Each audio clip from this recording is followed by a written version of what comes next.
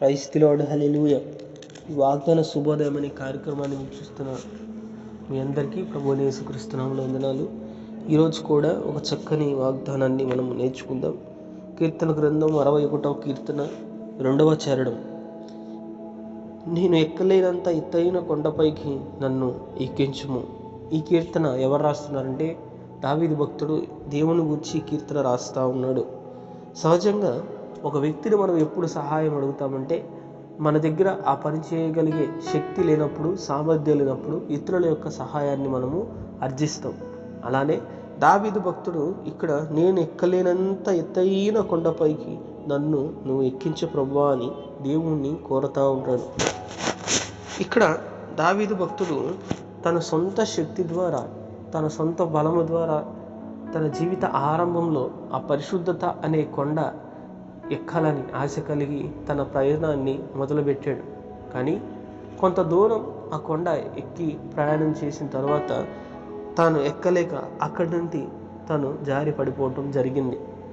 ఆ కొండ చివరన ఏమి ఉంటుందంటే, పరిశుద్ధత అనే కొండ చివరకు మనం చేరినప్పుడు దేవాతి దేవుణ్ణి మనము చూడగలుగుతాం. అందుకే బైబిల్ గ్రంథంలో మత్తయి సువార్తలు అంటాడు, హృదయ శుద్ధి గలవారు ధన్యులు, వారు దేవుని చూచెదరని. దావీదుకున్న ఆశ ఏంటంటే, ఎలాగైనా సరే ఇదిగో నా హృదయ శుద్ధితో, నా సొంత శక్తితో, నా సొంత బలంతో ఈ కొండ ఎక్కాలి, దేవుణ్ణి చూడాలి అనే ఆశతో మొదలుపెట్టాడు. కానీ తన వల్ల కాక తన ప్రయత్నాలన్నీ విఫలమైపోయినాయి.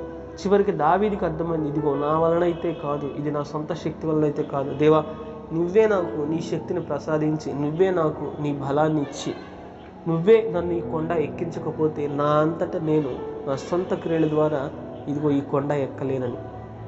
ఇక్కడ దావీదు జీవితంలో నుంచి మనం నేర్చుకోదగ్గ పాఠం ఏంటంటే, మనం కూడా మన సొంత శక్తి ద్వారా, మన సొంత క్రియల ద్వారా, మన సొంత మాటల ద్వారా, సొంత పనుల ద్వారా, సొంత పరిచర్య ద్వారా ఎలాగైనా సరే దేవుడిని చూడాలని ఆశ కలిగి ఆ కొండ, పరిశుద్ధత అనే కొండ ఎక్కడం ప్రయత్నిస్తూనే ఉంటాం. కానీ అది మన వలనైతే కాదు. దేవుడే తన శక్తిని విడుదల చేసి, దేవుడే తన బలాన్ని ఇచ్చి, దేవుడే ఆ కొండను ఎక్కించకపోతే మన ఎదుటిన్న ఈ పరుగు పందెంలో మనము విజయాన్ని పొందలేము. మనకు ఎదురవుతున్న ప్రతి పరిస్థితి కావచ్చు, ప్రతి ఇబ్బంది కావచ్చు, ఇది మనంతటా మనమే ఎలాగైనా సరే సరి చేసుకోవాలని ముందుకు అడుగులు వేసినప్పుడు అడుగులన్నీ మనకు విఫలాలుగానే తిరిగి వస్తూ ఉంటాయి. కానీ దేవుడే, మనం ఎప్పుడైతే దావీదు అడిగినట్లు దేవుని శక్తిని కనుక మనం కోరి, అయా నువ్వే నన్ను ఎక్కించు అని దేవుడి మీద మనం ఆధారపడినప్పుడు దేవుడే మనకు ఎదురవుతున్న ప్రతి పోరాటంలోంచి విజయాన్ని ఇచ్చి పరిశుద్ధత అనే కొండ అంచు మీద మనల్ని నుంచోబెట్టి అదిగో ఆయన ముఖ దర్శనాన్ని చేసుకునే ధన్యత మనకి అనుగ్రహిస్తాడు.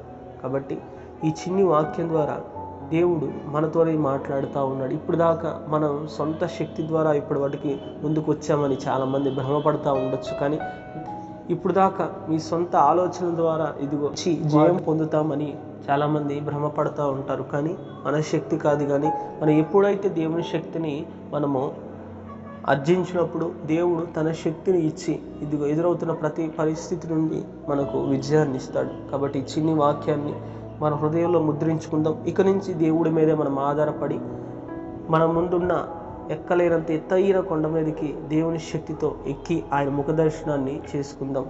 దేవుడి చిన్ని మాటలను దీవించి ఆశీర్వదించునుగాక. ఆమేన్. వందనాలు.